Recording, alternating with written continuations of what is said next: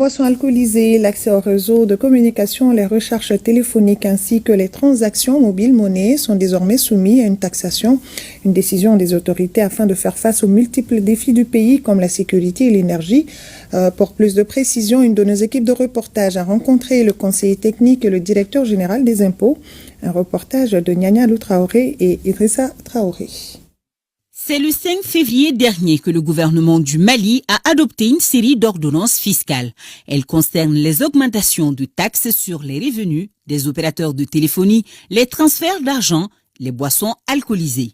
Au ministère de l'économie et des finances, d'après les explications du conseiller technique chargé de la fiscalité, cette augmentation était prévisible compte tenu de la transition fiscale enclenchée par l'UEMOA depuis 2006. Quand on parle de transition fiscale, il s'agit d'augmenter la fiscalité intérieure par les mesures idoines pour combler tout ce qu'il y a comme déperdition de recettes, comme diminution des recettes au niveau de la fiscalité des portes. Cela passe par la création d'impôts. Il faut également élargir l'assiette de certains impôts. D'ordre général, c'est une mission qui est dévolue à l'État et au gouvernement. La quête de prendre en charge toutes les dépenses de l'État, l'État doit normalement chercher des ressources.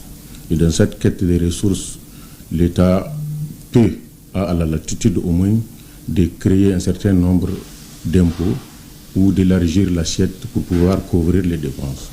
Les textes de loi sont au nombre de 4. Parmi eux, l'augmentation du taux de TARTOP. La taxe d'accès au réseau de télécommunications ouvert au public. La TARTOP n'est pas une nouveauté, parce que depuis la loi des finances 2012, pour l'exercice 2013, la TARTOP a été instituée. Maintenant, cette fois-ci, c'est son taux qui augmente de 5 à 7. Ces 3 taxes sont liées directement aux entreprises. En réalité, c'est les entreprises qui sont chargées de leur déclaration et de leur paiement auprès des services des impôts.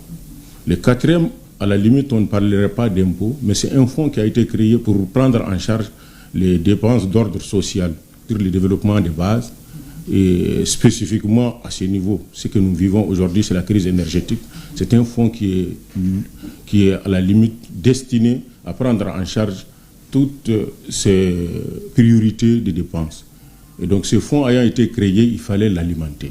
Et l'État a tout simplement créé des prélèvements auprès des sociétés de téléphonie sur les recharges et sur les transferts de monnaie pour pouvoir supporter ces dépenses spécifiques. Renforcement de la souveraineté financière, ou mieux encore,